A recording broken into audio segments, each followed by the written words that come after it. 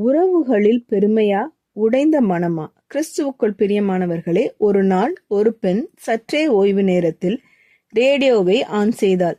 என்ன வருகிறது பார்க்கலாம் என்று நினைத்தாள். அப்போது சீக்கிங் ஹெம் என்ற நிகழ்ச்சி ஒலித்துக் கொண்டிருந்தது. அதில் நான்சி டிமாஸ் வோல்கமோத் ஒரு கேள்வியை கேட்டார்கள். நீங்கள் பெருமை உள்ளவர்களா அல்லது உடைந்த மனம் உள்ளவர்களா? அந்த பெண் உடனே மனதில் பதில் சொன்னாள், நான் உடைந்த மனமுள்ளவள்தான்.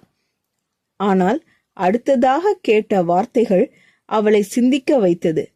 உங்கள் உறவுகள் அதற்கான பதிலை சொல்லும் என்று நான்சி சொன்னார்கள். அவள் அமைதியாக கேட்கத் தொடங்கினாள். நான்சி தொடர்ந்து பேசினார்கள். பெருமை உள்ளவர்கள் தங்களுடைய ஆவிக்குரிய தேவைகளை மற்றவர்களிடம் பகிர்வதில் சிரமப்படுவார்கள்.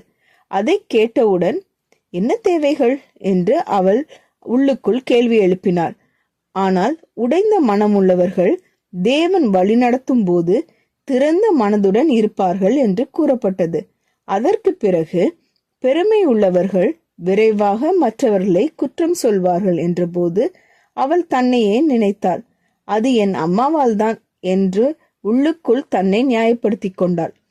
ஆனால் உடைந்த மனம் உள்ளவர்கள் தங்கள் பொறுப்பை ஏற்றுக்கொள்வார்கள் என்று கேட்டபோது அவளுக்கு சற்றே அமைதி குலைந்தது. பின்னர் பெருமை உள்ளவர்கள் திருத்தப்படும் போது தற்காப்பாக நடந்து கொள்வார்கள் என்று சொல்லப்பட்டது. அதை கேட்டவுடன் அவள் உள்ளத்தில் ஒரு எதிர்ப்பு எழுந்தது. நான் அப்படி இல்லையே என்று.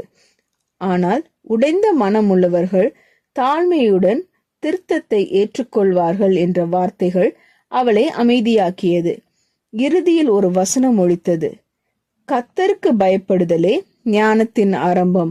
மூடர் ஞானத்தையும் போதகத்தையும் அசட்டை பண்ணுகிறார்கள். நீதிமொழிகள் 1:7 இந்த வார்த்தைகள் அவளது இருதயத்தை நேராக தொட்டது. சில நிமிடங்களுக்கு முன் தன்னை உடைந்தவள் என்று நினைத்த அவள் இப்போது அமைதியாக சிந்தித்தாள். நான் உண்மையிலேயே தாழ்மையானவளா அல்லது என் உள்ளத்தில் இன்னும் பெருமை இருக்கிறதா?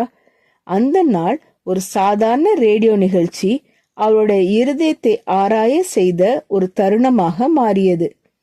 ஜெபம் செய்வோம். எங்கள் அன்பின் பரமபிதாவே, எங்கள் இருதயத்தின் உண்மையான நிலையை நீர் எங்களுக்கு வெளிப்படுத்தும். எங்களுக்குள் இருக்கும் பெருமையையும் தற்காப்பான மனப்பான்மையையும் நீக்கிவிடும். திருத்தத்தை தாழ்மையுடன் ஏற்கும் கிருபையையும் மற்றவர்களை குற்றம் சொல்லாமல் எங்கள் பொறுப்பை உணர்ந்து வாழும் மனதையும் தாரும். எங்கள் உறவுகள் உம்மை மகிமைப்படுத்தும் விதமாக மாறட்டும். எங்கள் வாழ்க்கையில் உமது சாந்தமும் தாழ்மையும் வெளிப்பட உதவி செய்யும். இயேசுவின் நாமத்தில் ஜெபிக்கிறோம் பரமபிதாவே, ஆமீன். இந்த மெசேஜ் 6 செப்டம்பர் 2024 நான்சி டிமாஸ் வோல்கமோத் அவர்களின் இயேசுவை தேடி என்ற புரோகிராமிலிருந்து எடுக்கப்பட்டது. கர்த்தர் உங்களை ஆசீர்வதிப்பாராக.